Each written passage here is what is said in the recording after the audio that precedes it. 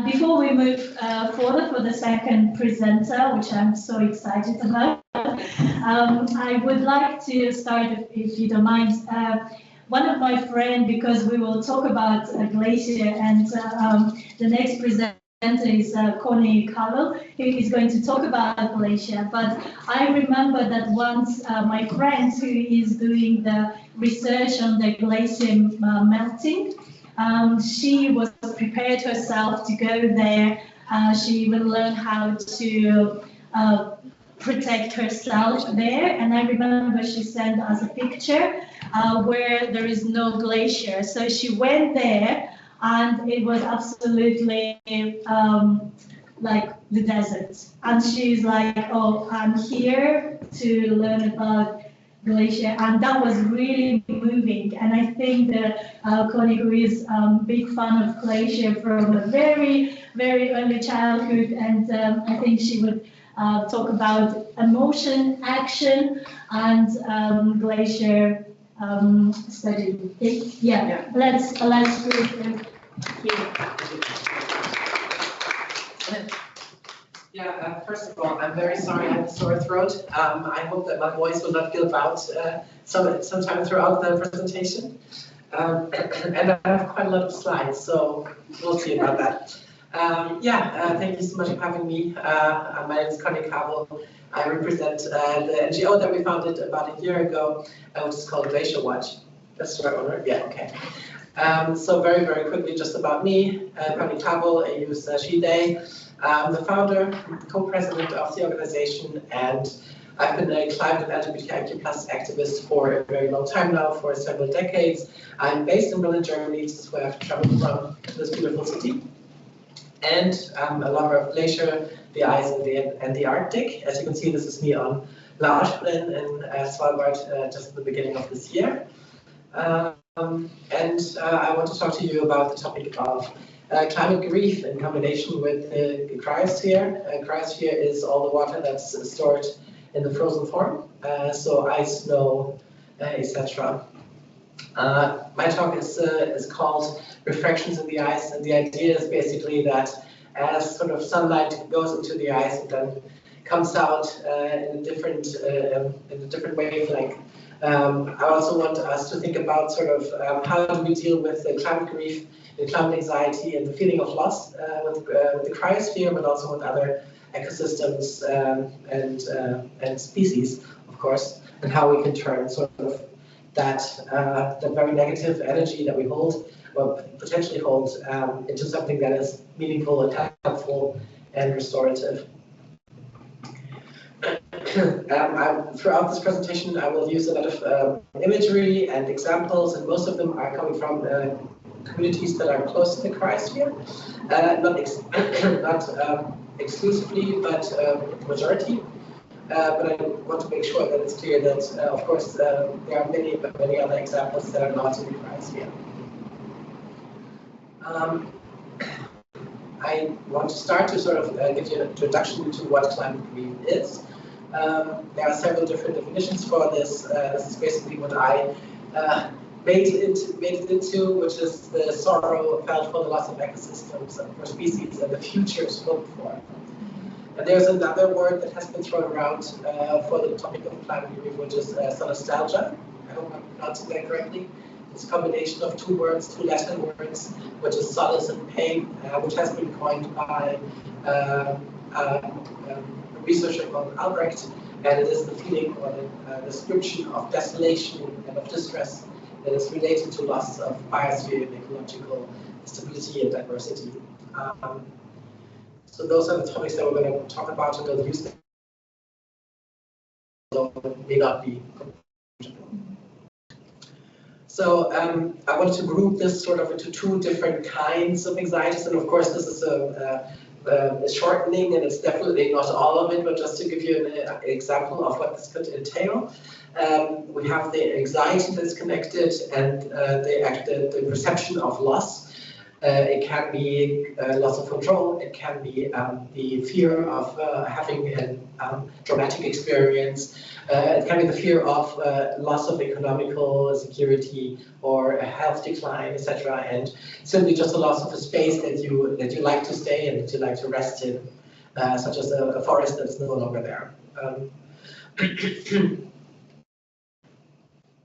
There.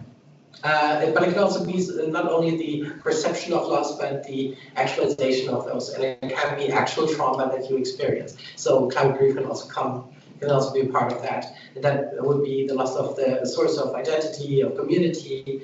It can be insecurities that come about.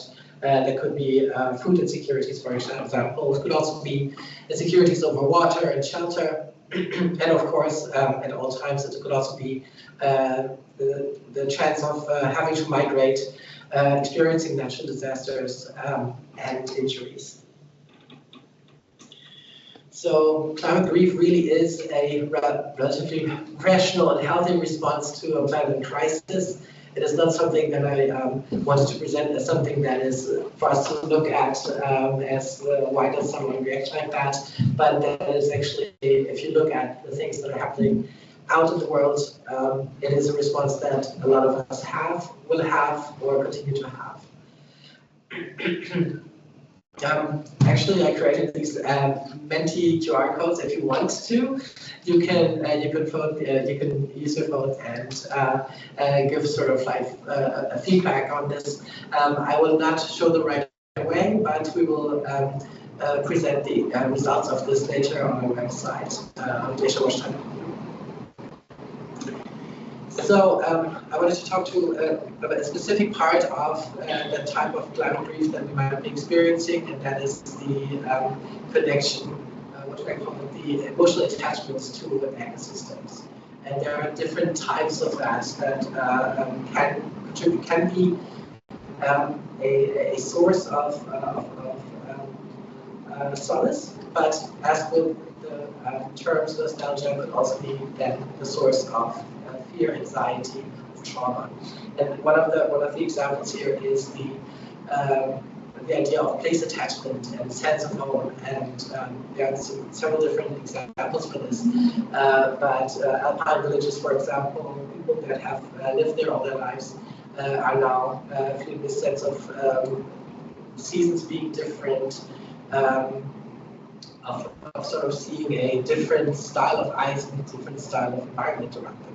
We have Arctic communities that have issues with hunting patterns. For example, the Sami people in the Scandinavian north are seeing sort of a change of ice patterns that change their sense of home and change their sense of place.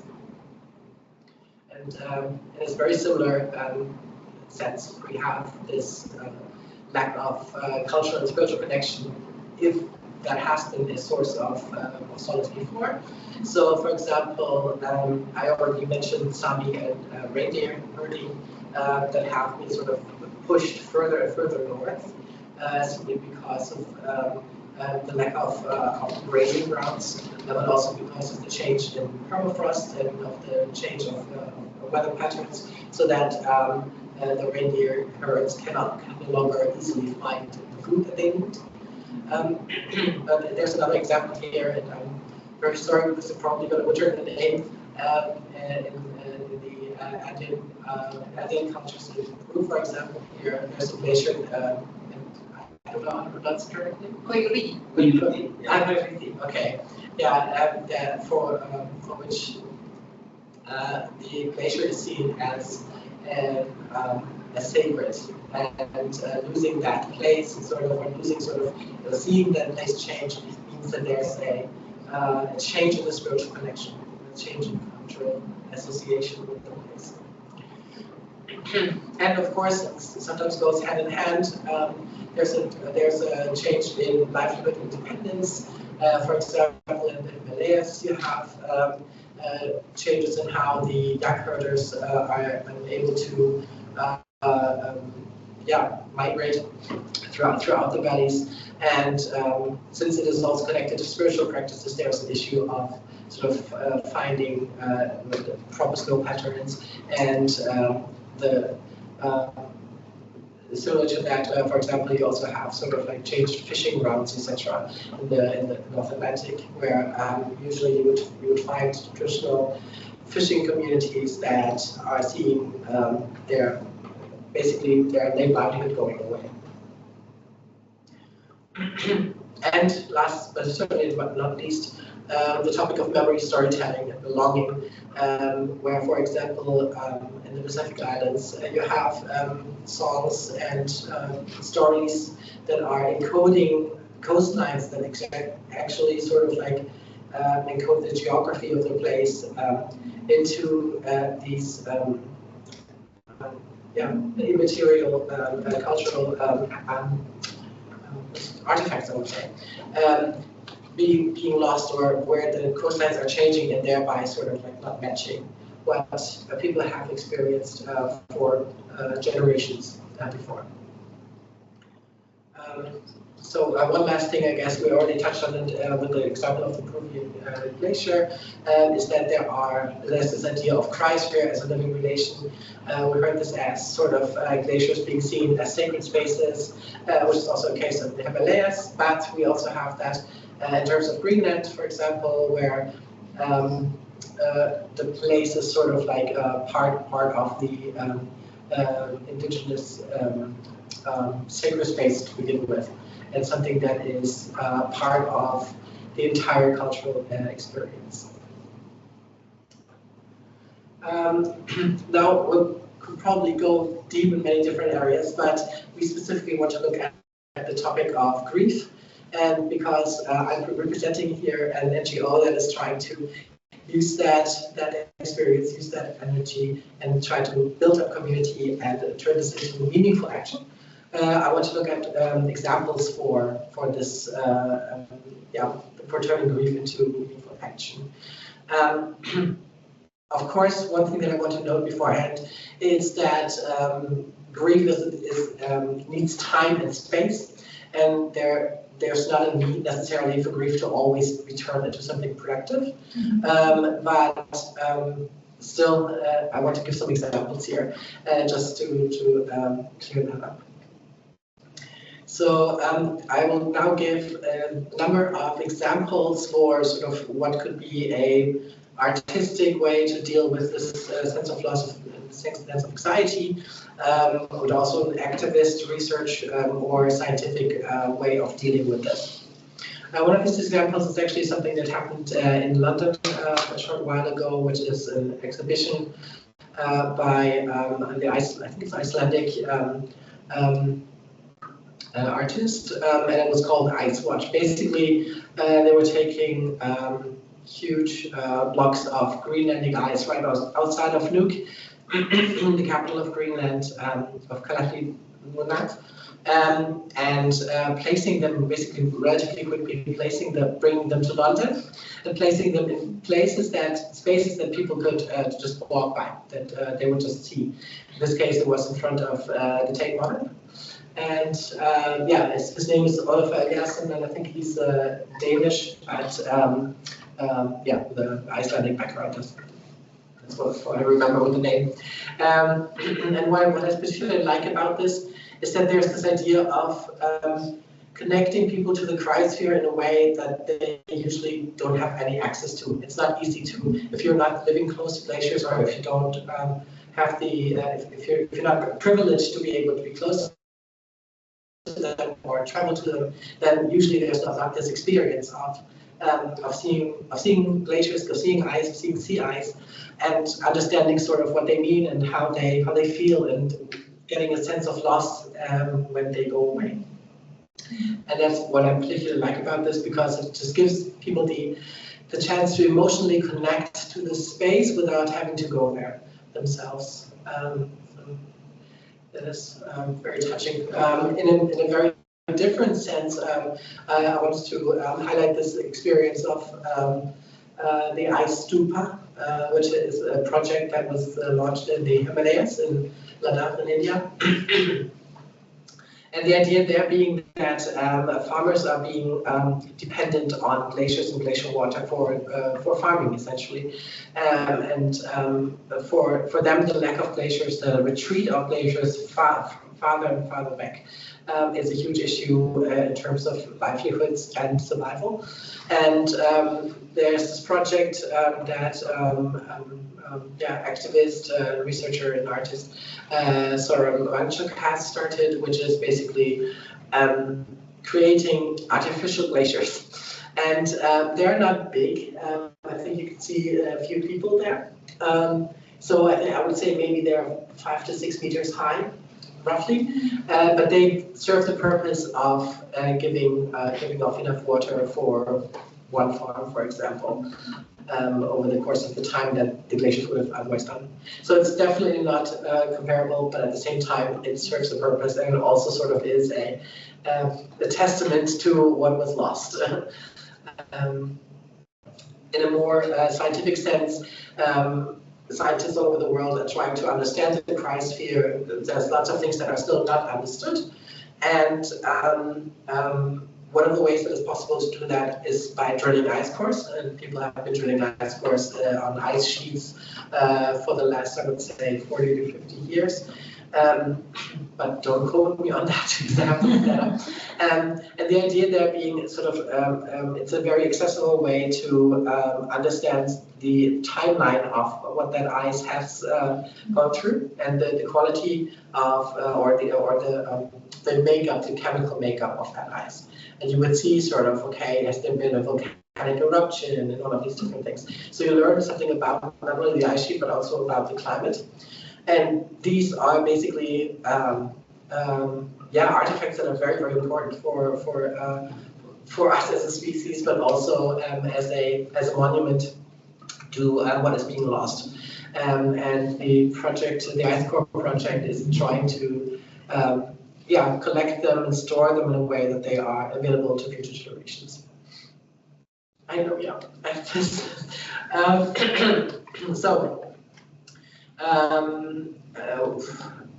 Quick pivot over to sort of the other side is this idea of, hey, how do we actually work with memorializing the loss of glaciers and loss of cryosphere specifically, but also sort of thereby the loss of memories, etc., of these places. And one other artwork that I really connected with was this glacier graveyard. The idea being sort of just gravestones put up, made of ice, and writing down sort of like what were the glaciers that were lost in that part of time, and then they're melting away, so they're not going to be there forever. So I then connected with the idea of a glacier casualty list, which is similar to the project that we have, where you sort of have an overview of, hey, what are the glaciers that have already been lost? And in a very similar vein, but with a different outcome, it's actually a collaboration that we did with a Swiss student, Swiss design student, who created these, basically they're glass sculptures, and they're being sort of brought to the sites of where the Swiss glaciers are retreating, and they're connected with a magazine and with a book that explains sort of like that showcase the interviews that this design student has conducted with people on how they feel about losing those glaciers in those very areas. And that the chance there being sort of like, hey, when they are up in those huts, up in the Alps, there's a chance to come into contact, to talk with one another, and to talk about that grief and talk about that anxiety that's connected to it.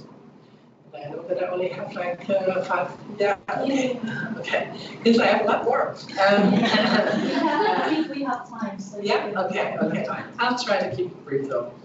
Okay. We have this other thing. If you sort of use that's sort of, if you have any ideas for activities or artworks, channeling climate grief. And again, we're using this sort of to share with our audience as an organization.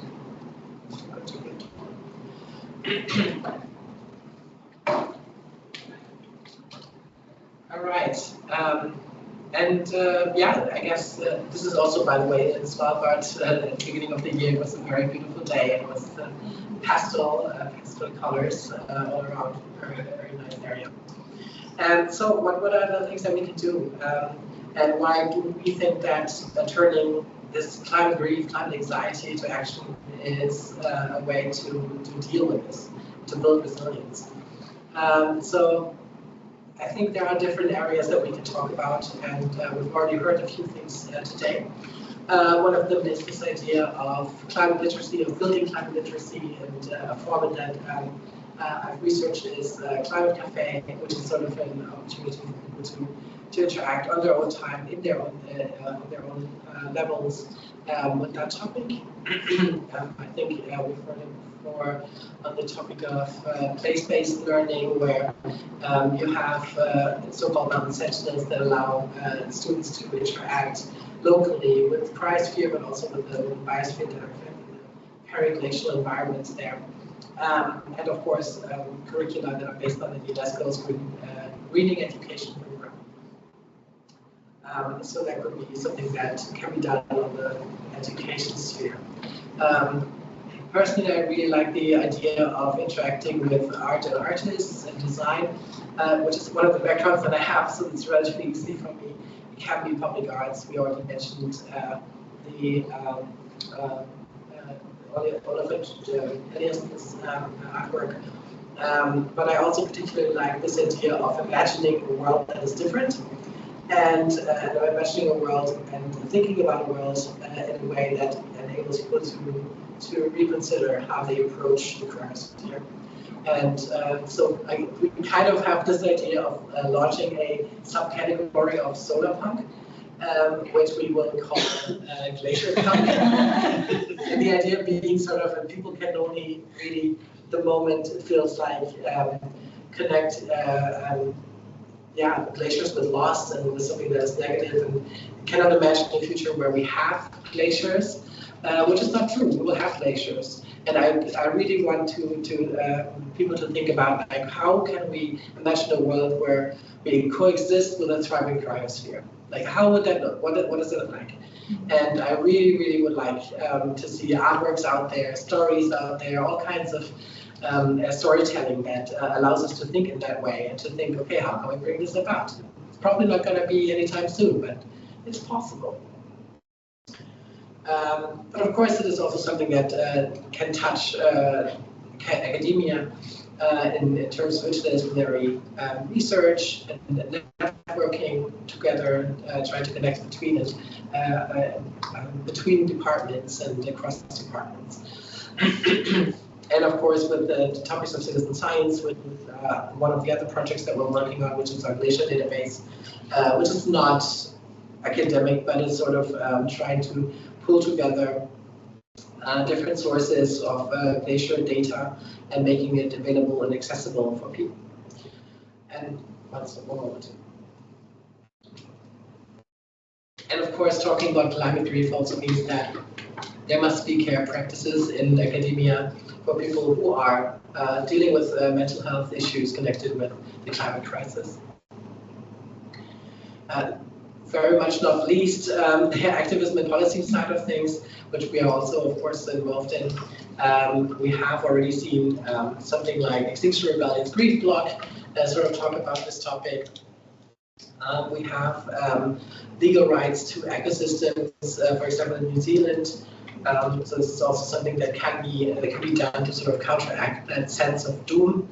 And of course, local adaptation, citizen assemblies, and the option to locally get active about the cryosphere, if you're close to it, but also, of course, to the general ecosphere. For me, this is very important. We're also looking into how can we collaborate among NGOs, especially if they're not necessarily in the climate sector. What are things that we can collectively do? So, like, are those solidarity campaigns? Do we have any ways of collectively storytell over the topic of cryosphere, but in general, just climate grief? And just sharing among, and aligning on the things that we can do together. And for us, this is very important, especially since we're located in Berlin, and even though we're a very diverse group, we are quite privileged. So we make sure that we we support indigenous perspectives and bring up experiences that are in the cryosphere from these perspectives. And that can be highlighting their perspectives and voices and supporting efforts in the regions that are affected. And last but very much not least, the topic of mental health and safe spaces, to be able to allow for them to make place for them, and also to create a community that has this capacity to talk about anxiety and about grief and about loss in a way that connects to the cryosphere and to the ecosphere and to the loss of that. Maybe if I'm being allowed, very, very short, okay, cool. Just a very short introduction into what we are doing. This is us at the climate strike in February, and in Berlin. We are a project since 2023, so we had, I would say, 6 people working around it since around end of 2022, 2023, but we've been in Register Association only since, well, it's actually not entirely right, it's January 2025, although the statutes have been signed only in February. We are just about 20 plus active members from all across Europe. And what I'm very, very proud of is that we're completely volunteer-led and member-funded. So there's no other, like, it's just people who care about this and no other sources of income, unfortunately to the same side. And what's really nice is that we have already a large pool of supporters that are coming from very many different areas, which is glaciology. We have some glaciologists that are supporting this effort, artists, data engineers, etc. And a board of directors, which I'm a part of, are all from marginalized communities. We also definitely sort of have that perspective from the get-go. Just very quickly, the biggest mission that we have is really to make knowledge about the cryosphere and about climate science, and especially how the cryosphere is faring during the climate crisis, as accessible and as understandable as possible for everybody, and to connect activists, scientists, artists, whoever wants, on this topic. We've done quite a bunch of different things. We have, so as you can see, there's some things that we only did in German, and we try to be very funny and punny about this. So last mention just basically means let's just hang out, but also in German means to cool down. So it's sort of like this idea of, let's cool down. This is the screenshots of our European glacier database, where we have currently, I don't know, I didn't check, several thousand glaciers from all across Europe. We are aiming to open this up to worldwide, but it's already bringing down the servers a lot. So we're sticking with Europe as for now. What we're trying to do is not quite as visible yet, but for you to be able to go there and see, okay, how are the glaciers doing in Spain? How are the glaciers doing in Norway? And just sort of seeing them all in the red and just understanding, oh wow, this is not just a regional problem. Okay? And then, but also learning more about them, seeing sort of things attached to them and stories attached to them. But it's an ongoing project, and it's a big project, and something that is only really just starting. We are doing a bunch of campaigns. For example, we're at the Pride Parade in Berlin with this huge penguin who was sort of like his. What's it called? Gay and melting away, exactly. So it's like his home is melting away, but he cannot but dance. And we also had this campaign, which is called Sommer ohne Eis, which is makes a little bit more sense in German, but I think it might also make sense in English, which is basically what would summer look like without ice, or ice cream in this case. And we worked together with ice cream parlors across the city, and they put up those posters and then worked with us to talk about that. I think that was the video. We had a video for World Glacier Day. Oh, there it is. Okay. I don't know if I can start it from here. Yeah. Just okay. Okay, I don't know. It's a homework. It's our homework. It's okay, yeah.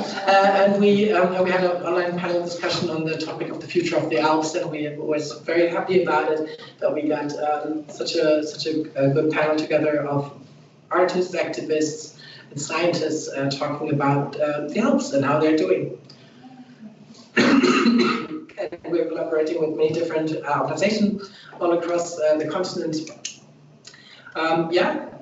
If you are interested to learn more about us, you can here see some more information about us, where you can find us and how you can reach out to us. You can just leave I can just leave it on. Thank you very, very much.